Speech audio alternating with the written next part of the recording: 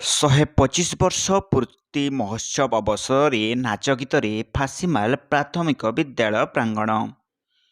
ଆଜକୁ 125 ବର୍ଷ ପୂର୍ବେ 1901 ମସିହାରେ ସମ୍ବଲପୁର ଜିଲ୍ଲା ଜମନକିରା ବ୍ଲକ ଅନ୍ତର୍ଗତ ଫାସିମାଲ ଗ୍ରାମର ଅଞ୍ଚଳବାସୀଙ୍କର ପ୍ରଚେଷ୍ଟାରେ ଗଢ଼ି ଉଠିଥିଲା ଏକ ଛୋଟିଆ ବିଦ୍ୟାଳୟ, ଯାହାକି ତୃତୀୟ ଶ୍ରେଣୀ ପର୍ଯ୍ୟନ୍ତ ଥିଲା। ସମୟାନୁକ୍ରମେ ତାହା ଅଷ୍ଟମ ଶ୍ରେଣୀ ପର୍ଯ୍ୟନ୍ତ ବର୍ଦ୍ଧିତ ହୋଇଛି। କୁଚିଣ୍ଡା ଉପଖଣ୍ଡରେ ଏହି ବିଦ୍ୟାଳୟ ସର୍ବପୁରାତନ ଭାବେ ପରିଚିତ। ଗତ 23 ତାରିଖ ସରସ୍ୱତୀ ପୂଜା ଅବସରରୁ 3 ଦିନ ଧରି 125 ବର୍ଷ ପୂର୍ତ୍ତି ଆଲୁମିନି ମହୋତ୍ସବ ପାଳନ କରି ଆସୁଛନ୍ତି ପୂର୍ବତନ ଛାତ୍ରଛାତ୍ରୀ ଏବଂ ଅଞ୍ଚଳବାସୀ।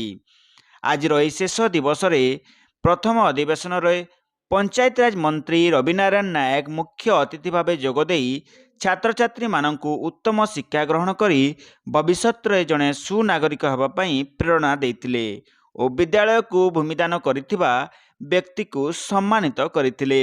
କୁଚିଣ୍ଡା ଆଦିବାସୀ ଅଧ୍ୟୁଷିତ ଅଞ୍ଚଳ ଭିତରେ ଅଛି। ଏହା ଉପର ବାମଣ୍ଡା କୁହାଯାଉଥିଲା ଏବଂ ବାମଣ୍ଡାରୁ ଏ ପାର୍ଟ ଥିଲା ଉପର ବାମଣ୍ଡା। ଏ ଉପର ବାମଣ୍ଡା ଆଜି ଆଦିବାସୀ ଏରିଆ ଥିବା ଦୃଷ୍ଟିରୁ ଏଠିକାର ଯେଉଁ ଲୋକମାନେ ଥିଲେ ସେମାନଙ୍କର ବିଚାରରେ ଶିକ୍ଷା ହିଁ ଆଗକୁ ଆମକୁ ବଢ଼ିବାର ଏକ ସୌଭାଗ୍ୟ ତିଆରି କରିବ। ଏ ପ୍ରକାର ଚିନ୍ତନ ଯେଉଁ ସମୟରେ ରାସ୍ତା ନଥିଲା ସେ ସମୟରେ ଚିନ୍ତା କରିଥିଲେ, ଯେଉଁ ସମୟରେ ସ୍କୁଲ ନଥିଲା ଚିନ୍ତା କରିଥିଲେ ଏବଂ ସେମାନେ ଚିନ୍ତା ଏମିତି ଆପଣା କରିଥିଲେ ଯେ ଗୁହାଳ ଘରରେ ଯେଉଁଠି ଗାଈ ରଖନ୍ତି ସେ ଗୁହାଳ ଘରେ ପାଠ ପଢ଼େଇବା ଏବଂ ଛାତ୍ର ତିଆରି କରିବା। ଏ ପ୍ରକାର ଚିନ୍ତନ ଭିତରେ ମୁଁ ଦେଖୁଥିଲି ଯେ ଏଠିକାର ଯେଉଁମାନେ ବୈଦାନ୍ୟ ଲୋକ ଅଛନ୍ତି ସେମାନେ ଆଜି ତାଙ୍କୁ ଶ୍ରଦ୍ଧାଞ୍ଜଳି ଜଣାଉଛି। ଏହା ଜଗତରେ ନାହାନ୍ତି, କିନ୍ତୁ ତାଙ୍କର ଯେଉଁ ଦେଖୁଥିଲେ ସବୁ ବର୍ଗର ଲୋକମାନଙ୍କର ଜମିଦାନ କରିଛନ୍ତି। ଆଜି ସେମାନଙ୍କୁ ଆମେ ତାଙ୍କ ପରିବାର ସଦସ୍ୟମାନଙ୍କୁ ଆମେ ସମ୍ମାନିତ କରି ଆମେ ଧନ୍ୟ ହୋଇଛୁ। ନିଶ୍ଚିତ ଭାବରେ ଏ ଯେଉଁ ଚିନ୍ତନ ଆଗାମୀ ପିଢ଼ି ପାଇଁ ଆଜି ବି ସେ ପ୍ରକାର ଚିନ୍ତନ ଯଶସ୍ୱୀ ପ୍ରଧାନମନ୍ତ୍ରୀ କରୁଛନ୍ତି ଯେ ଆଗାମୀ ଦିନ ଆମ ପାଇଁ ଗୋଟେ ଏମିତି ଦିନ ହେବ ଯେ ଆମେ ଆତ୍ମନିର୍ଭର ହେଇପାରିବା, ଆମେ ସ୍ୱଦେଶୀ ହେଇପାରିବା, ନିଜ ଗୋଡ଼ରେ ନିଜେ ଠିଆ ହେବା। ଏ ପ୍ରକାର ବ୍ୟବସ୍ଥା ଭିତରେ ଆଜିର ଯେଉଁ 125 ବର୍ଷ ଫାସିମାଲର ସରକାରୀ ପୁରା ବିଦ୍ୟାଳୟ କରୁଛି, ଏ ଆମମାନଙ୍କୁ ପ୍ରେରଣା ଦେଉଛି ବୋଲି ମୁଁ ଅନୁଭବ କରେ। ସ୍ୱାସ୍ଥ୍ୟମନ୍ତ୍ରୀ ମୁକେଶ ମହାଲେଙ୍କ ସମ୍ମାନିତ ଅତିଥି ଭାବେ ଯୋଗଦେଇ ଶିକ୍ଷା ବ୍ୟବସ୍ଥା ଦୁର୍ବଳ ହେଲେ ଦେଶ ଦୁର୍ବଳ ହୋଇଥାଏ, ଏଣୁ ଶିକ୍ଷା ବ୍ୟବସ୍ଥାରେ ସଂସ୍କାର ନିମନ୍ତେ ନୂଆ ଶିକ୍ଷାନୀତି 2020 ପ୍ରଣୟ କରିବାକୁ ଶୀଘ୍ର ପଦକ୍ଷେପ ନିଆଯିବ ବୋଲି ପ୍ରତିଜ୍ଞା ରଖିଥିବା ବେଳେ ବ୍ଲକ ସ୍ତରରେ ପ୍ରାଥମିକ ବିଦ୍ୟାଳୟଗୁଡ଼ିକୁ ଶିକ୍ଷାର ମାନ ବିକାଶ ନିମନ୍ତେ ଗୋଦାବରୀଶ ମିଶ୍ର ବିଦ୍ୟାଳୟରେ ରୂପାନ୍ତରିତ କରାଯାଇ ଛାତ୍ରଛାତ୍ରୀଙ୍କ ଶିକ୍ଷାର ଉନ୍ନତି ପାଇଁ ନୂଆ ଶିକ୍ଷାନୀତି ଆରମ୍ଭ କରାଯିବାର ବ୍ୟବସ୍ଥା କରାଯାଉଛି ବୋଲି ପ୍ରକାଶ କରିଥିଲେ। ବର୍ଷ ତଳେ ସ୍କୁଲ ହେଇଥିଲା, ଯେନ୍ମାନେ ସ୍କୁଲ के गठन करिछन तांकु मोर हृदयरू नमन करुछे।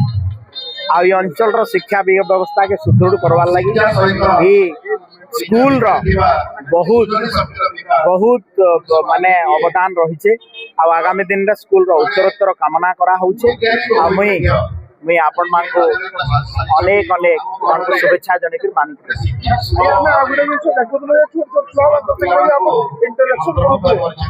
देखुन छुआ मान को भाषण मारला किए ना सुनो आइदर कथानी माध्यम रे इटा ही नवा एजुकेशन पॉलिसी 2020 रो गोटे मुख्य उद्देश्य है जे कथा माध्यम रे संवाद माध्यम रे छुआ मान को आमे बांधी रखमा शिक्षा आगे नबार लगी। तो मुझे से लगी से संवाद करुली जार द्वारा कि मानसिक बौद्धिक शारीरिक विकास यहाँ ही प्राथमिकता है नवा एजुकेशन पॉलिसी।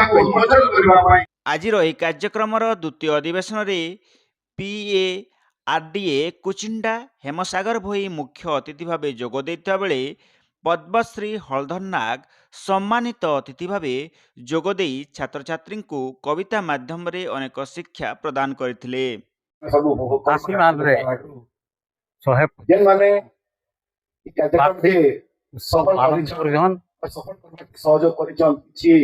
सरकारी उच्च विद्यालय ପାଳନ କରବାଟା ବଡ଼ କଥା আর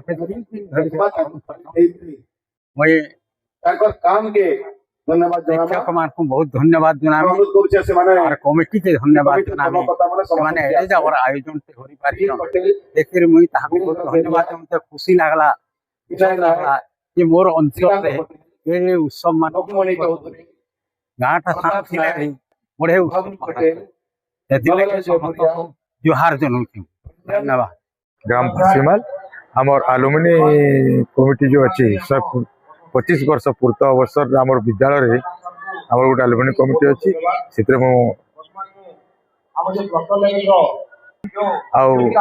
आमर अंचल समस्त लोक पुरातन छात्र छात्री विद्यालय समस्त कर्मकर्ता सहायतार दीर्घ 3 दिन धरी उत्सव पालन कल आज तार शेष दिन आज आम पंचायत राज मंत्री एवं आम स्वास्थ्य मंत्री मुकेश महाली आसते उद्यापन उपजे आम उत्सव आम पद्मश्री हरिहर नाग एवं पीआईटी योगदान कर बड़ उत्साह सहित आम अंचलवासी उपभोग कले।